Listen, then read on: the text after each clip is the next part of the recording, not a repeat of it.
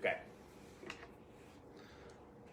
All right, just waiting for everybody to get in here because we're live from Lexington, Kentucky. Great to be back. Yeah, appreciate you. This is Gabe Pruitt here. I'm Sean Lungani, live from the Diamond Creek Farm office today. Happy to come into your home, phone, wherever you are. Hope you're happy and healthy, and shout out to all the healthcare workers, first responders. Just want to let you know we're thinking about everybody that's going through tough times. But like I said, Gabe Pruitt in the house today, good friend of Diamond Creek Farm, owner, breeder. Just had it down by the seaside filly out at Hunterton Farm, I believe, in the last week. We're going to ask you about track announcer at the Red Mile in Pompano Park, on-track handicapper at the Meadowlands, general of the Sended Army, which grows by the day, and executive director of the Kentucky Harness Horsemen's Association. That's a lot for one person. You know, it is, which is probably why I stay on the phone and, everywhere, all of the country. But it's a lot of fun. You know, I love the business, Sean, in all aspects for that matter. But more than anything you just mentioned, I'm a fan. And I hope that we get to see our business bounce back in a big way. Yeah. We'll get into a little bit more about Gabe, and most importantly, I think what a lot of people want to hear right now is what are we looking at for track reopening wise? And I think Gabe, more than anyone that we know personally, has his finger on the pulse there. So we're excited to bring that to you today. I'm excited to hear because Gabe's a good source of info for us on this. So, just talking about what's new this week, you just traveled up from Florida. I did. Left South Florida 7:30 yesterday morning, and traveled all through the day into the night. Stopped in Georgia, got a haircut, and shout out to Governor Kemp, Georgia. And here I am. Yeah, got back, got settled in, and I'm happy to be home. I'm glad to have you back home. You're a road warrior. I know. Just glad you made it through. I didn't know if you'd be here with us today. Oh, yeah. We had to slide Adam out of here. He's sitting in the backstage directing today to make room for you. But had a great story that I want to tell you and I want to tell the viewers because it has to do with somebody you know, and it has to do with some other people in this room. So last Wednesday, we had a thoroughbred mare lay down to foal about 7 p.m. I get a call. I just finished dinner with the family, watching a little TV. I get a call from Pam Deegan out at Ashley Stud Farm, and she's like, your mare just laid down to foal. I was like, okay. I tell my wife, gotta go. And I'm out the door. It takes me about a half an hour to get to her farm. By the time I get there, of course, the foal's up, walking around. Everything's great. They foaled this mare outside. Everything went great with that, right? And Austin Luttrell, Cats by 90 Racing, Harness Syndicate manager, and thoroughbred guy, manager at Donnemeyer Farm, he is Pam's boyfriend. And he was out there as an unpaid intern helping with the foaling. And they did a great job for us. Shout out to them. But after the foal's all good and nursing, and we're just talking, Austin mentions, you know that mare I bought from you all, Spectacular Bay, his first standardbred mare. I've got Wallner semen coming into Cincinnati, and the plane's delayed. It's big time. Yeah, first breeder going up for a Wallner breeding. So he's like, it's not going to get here till like midnight, and my vet doesn't want to come out after 10 p.m. I'm like, you're up the creek, buddy, because, the semen may or may not be as effective by the next morning. So what do? We put out the bat signal, called Adam and Gina, the Kentucky farm manager. Adam volunteers to do a favor, shows up at midnight, and breeds his mare. Wow. Well, Adam Bowden, Diamond Creek Farm owner, president. So it was a fun night, really. I mean, there's just a lot going on that night, and everybody that you know there, and he even let me wash the vulva a little bit, which is exciting for me. I need to learn. Yeah. And, okay. It's the first time he's ever touched with JJ. Wow. Yeah. Wow. Well, you know what? Knowing Adam, it doesn't surprise me that he offered to volunteer to do that. And Austin is one of the greatest guys I know in any business, but certainly the first guy I reach out to know anything about the thoroughbreds. I mean, he has his pulse on that business, and he loves harness racing too. He's brought so many new people to the sport when it comes to the thoroughbred business. So I hope he has all the success in the world. And he's actually a partner with me on a rock and roll dance Colt, the 3-year-old Yeah. that we're anxiously waiting for a place to race, as I'm sure Austin will attest to. Quizzer, aka the Iron Horse, Yes. famous wearer of the Iron Halter. And he's Is that calmed what down a they little call bit as it? a Iron 3-year-old, so Bridle? I think we're going to go back to, he'll be a more routine quizzer at 3. Yeah, looking at you, Ashley Dallas. I did see April 24th. I watched a video of him finishing up good up at the Delaware County Fairgrounds. So Austin tells me he's tuned up and ready to go. He's ready to rock and roll. That's Yeah. that's what our captain, Brian Brown, has put out the word. So we're ready to roll as soon as we get a place to race. Now you have a younger sibling. We have also a in training? 2-year-old Ohio, Yeah. Colt, Pet Rock. He's training well. So far, so good. Cool. And hopefully, as we're all out there hoping, when it gets to be the 2-year-old season, hopefully that goes a bit more uninterrupted. Yeah, and then you also have some other Ohio breds. One just hit the ground. One just hit the ground down by the Seaside Philly. Shout out to Down by the Seaside. Thank you. Big Philly, she's over at Hunterton Farm and actually expecting another Seaside. The mare already 10 days late. Yeah. So at any time. I'd mentioned we should go look at your foals when they come. That'd be Yes. exciting Oh, to it's get great, out a yeah. little bit. We just got word from our director that your father, Catesby, is online and watching. Shout out to my father. Yeah. He's anxiously awaiting that foal as well. So Yeah. It's he'll be exciting. happy to hear that too. Ashley's joined too. Awesome. So we just want to, I think it's a good segue talking about your owner breeder component into what we all want to hear is Gabe's outlook on racing as we sit here today, what you know for 2020 and reopening tracks and getting things rolling.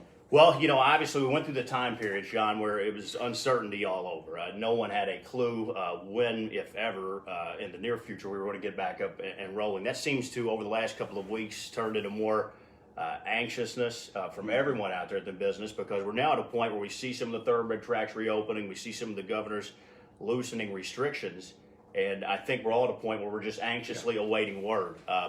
I happen to believe by the end of this week that we are going to have multiple jurisdictions that we're going to have word on when they're going to open. I know Indiana is waiting word today from the Indiana Horse Racing Commission that they should have their start date today. Several other states literally any moment. So I think by the end of the week we're going to have 3 or 4 jurisdictions which we know. The only one we know right now, Prince Edward Island, Canada. Yeah, I saw that. Shout out to my good friend Brett Revington, the director of the racing commission there. They're going to open June 4th, so we know they're going to be back up and rolling soon. And I think others are going to quickly follow. I think we'll see the return of racing by the end of this month in the states here. So I think Really? we'll know very soon. Wow, positive news. We'll absolutely be so excited if we can have a harness track open by the end of May. Wouldn't that be great? Oh, it would be great. Wherever it is. And hopefully we have others. Pennsylvania thinks they're going to get word by the end of the week. Ohio, any moment, is waiting. The Meadowlands obviously wants to race. They've submitted some detailed plans there to get back open. I know that's obviously a hard-hit area. Sure. But they are anxiously waiting word. That would be huge for the industry. And so, again, I think news is going to start rolling in. And I think what everyone wants out there is just a date. And I know these are uncertain times. Obviously, I'm no infectious disease expert. Many of my Facebook friends seem to be. But anytime we get into this conversation, many people say we shouldn't be racing, we shouldn't be racing. I don't know what the right answer is. I just look at it from the scope of the health of the industry, and we need to get the industry back up and rolling. People need purse money to survive. We've got the sales will be coming up in the fall. We need stakes racing to go. So from looking at that scope, we need to be back. And I know that everyone is very cognizant of that fact. These horsemen's associations are working very hard. I know people are getting frustrated. You see it day in and day out with postings, but they are constantly in communication with the governor's office and these racetracks. And it's just a matter of time now. We've reached the stage where we're going to get news any moment, and things will pick back up. Yeah. It's so positive for me. I'm getting so excited to know that people are working on this and that there's news coming down. I'm just like you. If we just have a date, something to look forward to, this past weekend being Derby Day and there's no Derby, it was just melancholy, surreal feeling for me. I just need a date on the calendar, even if that is further away than what maybe I personally think it should be or what I think is practical. We're not in control of that. We have no, as fans at least, we have no power here. Speaking for Diamond Creek, we have 3 and 4 year olds that are ready to race, dropping the box as soon as it opens up. So we couldn't be more excited. It's amazing. We pour over these training miles, these videos, because it's all we have right now. It is. I know it's frustrating for everyone out there, but again, this we're going to bounce back in a big way, and we have a lot of people working so diligently on this, and let's hope that someone kind of breaks the ice and we get news from a certain jurisdiction just on a date, and hopefully that'll shake things up a little bit. I think even the thoroughbreds coming back. Governor Beshear in Kentucky. Obviously, Churchill's going to get back underway May 16th. West Virginia is going to fire back up. Oh, really? And Mountaineer and Charlestown, both those thoroughbred facilities, I think, by the end of this month. So we're starting to break the ice there. It's just a matter of time. Yeah, we've seen Oaklawn Park go without incident, and their meet's coming to a close, and so then it's like, okay, can Churchill follow what Oaklawn Park or Gulfstream Park or Tampa Bay has done?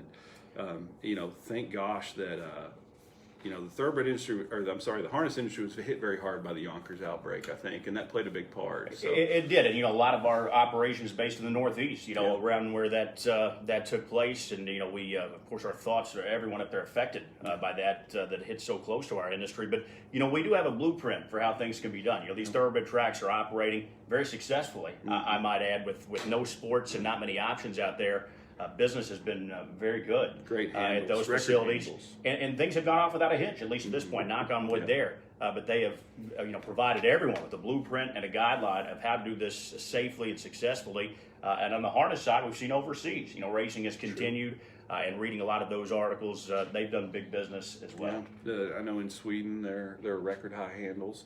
And I know when I'm up late and can't sleep because I'm worried about the pandemic, I watch the Australian harness tracks and whatnot.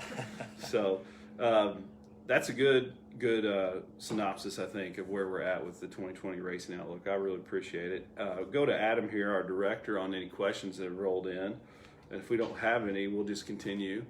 But we got a good question here about Gabe and how he got started. So, Gabe, I know a little bit about your story. Some people know about your story, but I don't feel like your origin story with the sport is totally out there like it is with some people. So, it's a cool story. So please. Well, grew up a horse racing fan. Grew up going to Keeneland, obviously right outside Lexington here, and went to the University of Kentucky. Happened to move directly across from the stable gate at the Red Mile my freshman year. Matter of fact, I lived in the same complex as Adam's wife, so that was fun. She was a friend way back in the day. Very small world. And eventually, obviously, with a racetrack about 50 or 100 yards away from me, it was like a magnet. It eventually drew me over. We got to check out the races, and again, that I had never seen a harness race to that point in my life, but thought it was great. Got in from the wagering side, and a shocking development. Eventually, started to work at the track as a teller in college. That was my college job at the Red Mile.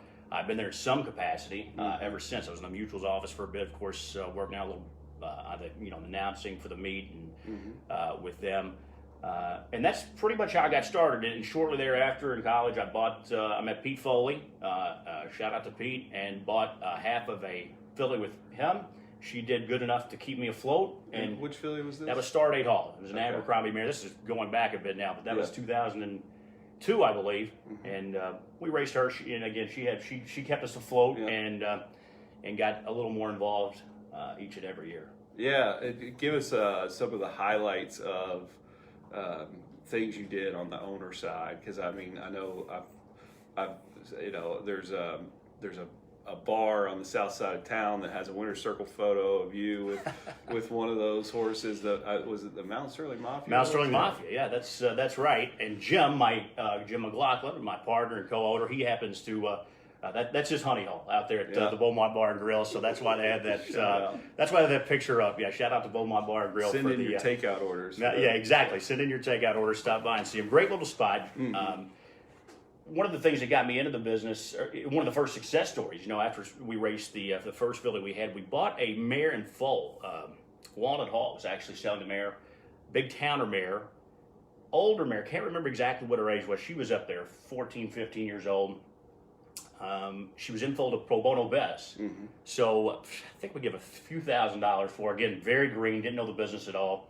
The mare has the foal. We had decided to keep her, race her, sold half of her to a college buddy and his father of mine. And she ended up winning the Kentucky Sire Stakes at the age of 2.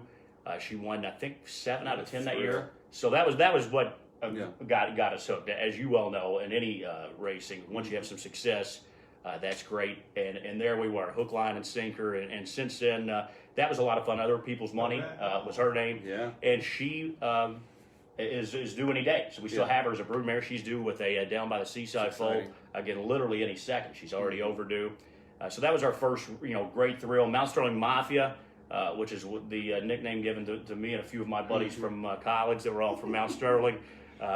We had success with him. We originally went to sell him as a yearling. That was when the Kentucky foal crops were very small. Yeah. As you know, he was a canvas. There were only 2 canvas colts in the cell. So we had put a price on his head. We decided if he sold for more, good luck to whoever bought him. If not, we wanted to take our own shot because we do like racing. But when he went through the ring, he ended up exactly at the price I had. So I didn't know for a moment if I had him back or if we sold him. Either way, I was going to be happy. Yeah. Fortunately, at this point, we ended up keeping him, and he was not sold. So we retained Mount Sterling Mafia. He was a runner-up in the Kentucky Sire Stakes at 2. He ended up winning it at 3. Yeah. We had a lot of fun with him. And again, the racing, as a fan and owner, that's my most enjoyable part, as opposed to, any work I do in the business.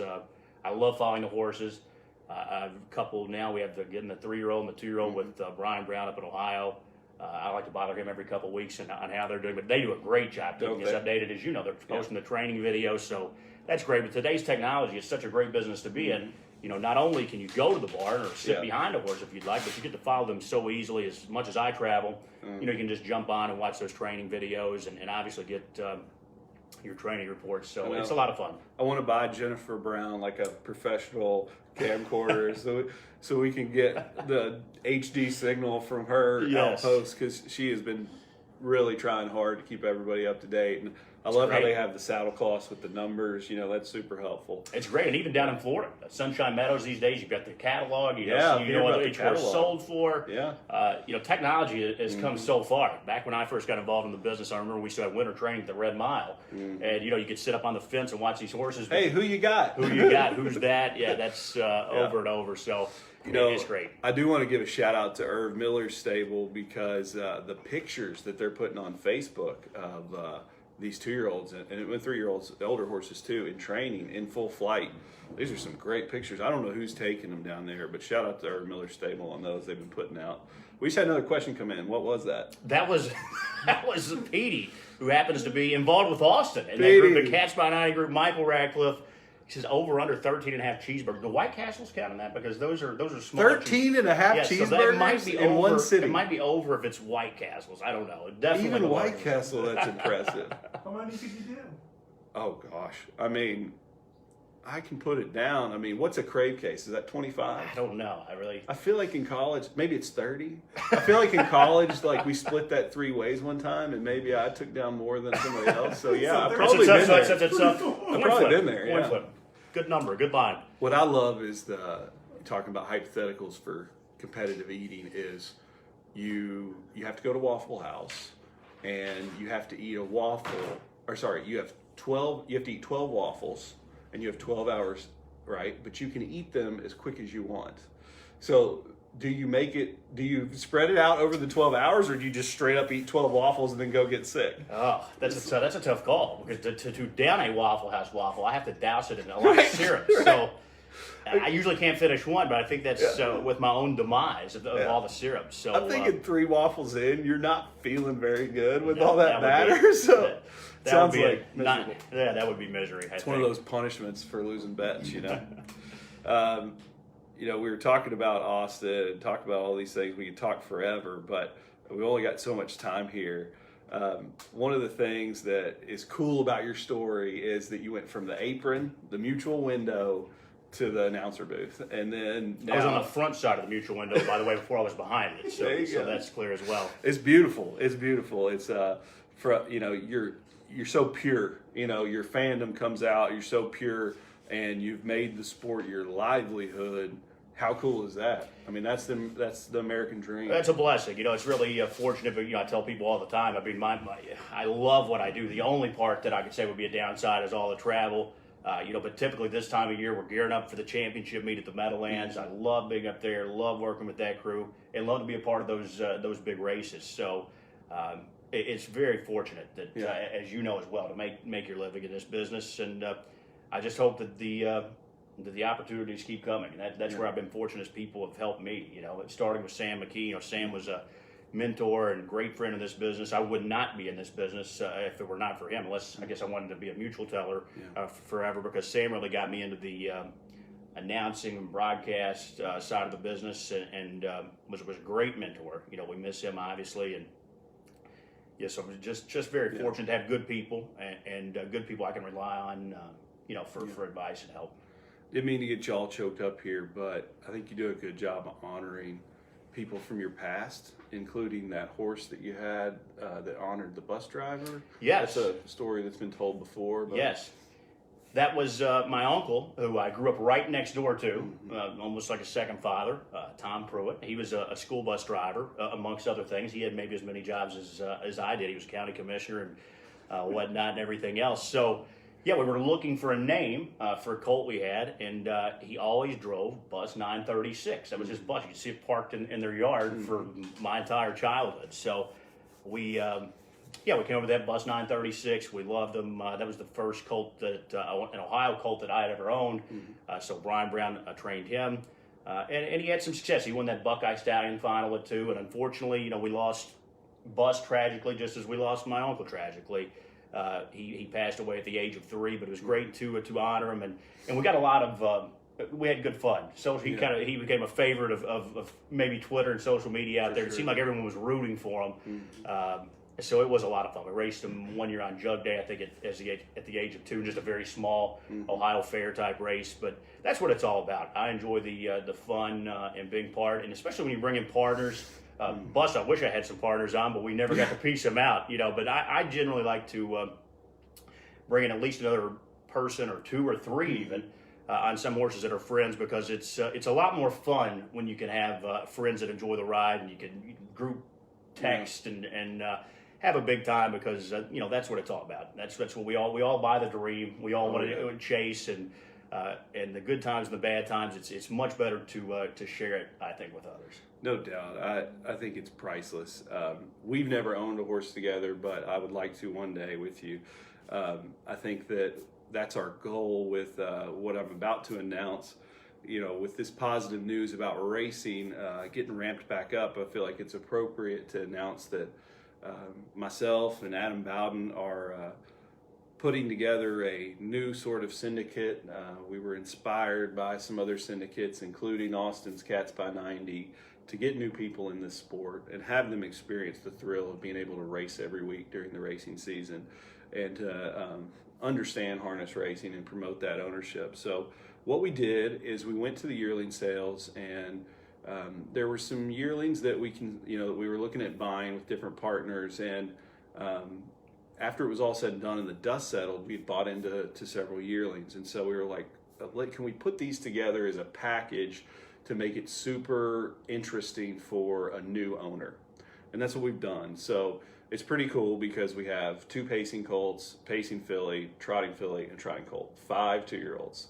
And and the only one that's trained by the same person is the pacing filly, and one of the pacing colts is trained by Brian Brown. But we've got one with Brett Pelly, and we've got one with Perry Ingblom, and we've got help me, Adam. Kelly O'Donnell. Kelly O'Donnell. And what's exciting is that all these horses are still in training. They're all moving forward. Out of the 5, there's at least 2 that these trainers think could be really special and successful at the Sire Stakes level or beyond. And so we have sold about already, even though I'm just announcing this publicly, just through privately, we've sold about 50% of this out, and it's somewhat affordable, because we've priced each share, which is 1%, so we have 100 shares at $1,500, and that's all expenses in for the 2-year-old year. And then after the 2-year-old year, we'll reassess, and it'll be a majority vote on what horses do we continue with or sell out of. And so it's kind of this cool portfolio of 2-year-olds that I think everybody has a real shot. The way we look at it is, knock on wood, if the horses are sound, we'll be participating in at least 30 races with these horses this year. So I encourage anyone that has any interest in becoming part of this game, like Gabe did and I did, and you see how much we've loved it, is to reach out to us, comment, get in touch with somebody at Diamond Creek and ask about this. We're calling it crossover racing. Nice. Yeah, the idea is that we want some people to cross over either from, another interest they have, or primarily from the thoroughbred interest, using some of those contacts we have over to the standardbreds. And I think what you guys do so well, Sean, you're great at it. Adam and Diamond Creek in general is great at it, is communication and social media and keeping people abreast. So, that's a good thing. If people come in and get involved with you guys, you guys are so great at your presence online and keeping things up to date. And you're going to get to follow the journey with these horses. Yeah. I'm sure as they're training down, and you guys will keep people up to date on the racing schedule and what's next, the training schedule. So I think that's great. I think it's a great thing. Anything that we can do to bring new people into the business. We're both perfect examples. I mean, we didn't grow up in this particular business, Exactly. and we checked it out and we enjoyed it, and we've gotten involved. So I think anything we can do to get others involved, always a good thing. Yeah. Well, I appreciate it, Gabe. I think you'll be excited to hear that we've got some people involved in this that I think anybody that's a harness fan would be excited that are getting into our sport. Boyd Browning is the president of Fasig-Tipton, and he's bought a share. Our buddy Mike Akers in the thoroughbred world has bought a share. Right. And it just goes on and on from there. Austin, Cats by 90, bought a share. Before the day's over, I'm going to try to get you to buy a share. So it's exciting. We've got some people, like Brian Tormey over at Ashford Stud at Coolmore, who takes care of some of the thoroughbred mares in foals for us, does a great job, has bought into crossover racing. So I couldn't be more excited if we can just race. Gabe, Yes. to enjoy let's this roll. with these people. Hey, I'm telling you, we've got good news in that front. Keep the positive outlook. Again, this week we're going to know some dates. Every jurisdiction, talking to horseman associations, track management. No one knows a date right now. Again, hopefully within the next 48 hours we'll hear some of those. But everyone wants to get back racing that I speak with out there. We've already crossed through that period, with so many unknowns where it looked like, we just didn't know when we were going to reach the end. Now preparations are being made. Each and every state has sent in that I speak with preparations, guides that they're, how they're going to get back racing and blueprints. So it's a matter of time. It's completely a matter of time. So keep that positive outlook. The business is about to bounce back in a big way. Great stuff. You heard it here, folks. We will get through this. Let's hold on tight and look forward to better times ahead. We'll see you at a racetrack or a sale soon. Take care, and everybody have a great day.